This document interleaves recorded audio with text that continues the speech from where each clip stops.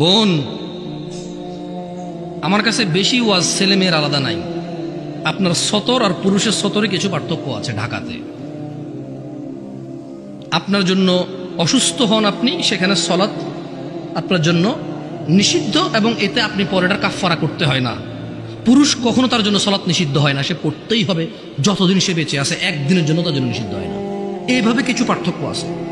পিতৃ সম্পত্তি আপনি ভাইয়ের অর্ধেক পাবেন, এটা একটু ভিন্নতা আছে।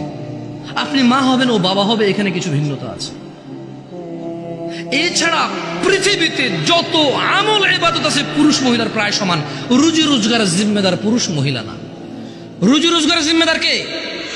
কে কে? গার্মেন্টস কর্মী আমার ওই বোনরা যারা ঘুম থেকে ওঠে সকালবেলা লক্ষ লক্ষ পুরুষের সাথে ধাক্কাধাক্কি করে গার্মেন্টসে কাজ করতে যায়, ওদের কি বাবা নেই? ওদের কি ভাই নেই? কোন পুরুষের সাথে কি ওদের বিয়ে হয়নি? কুলাঙ্গার কি ওই ভাই না? কুলাঙ্গার কি ওই স্বামী না? কুলাঙ্গার কি ওই পুত্র না?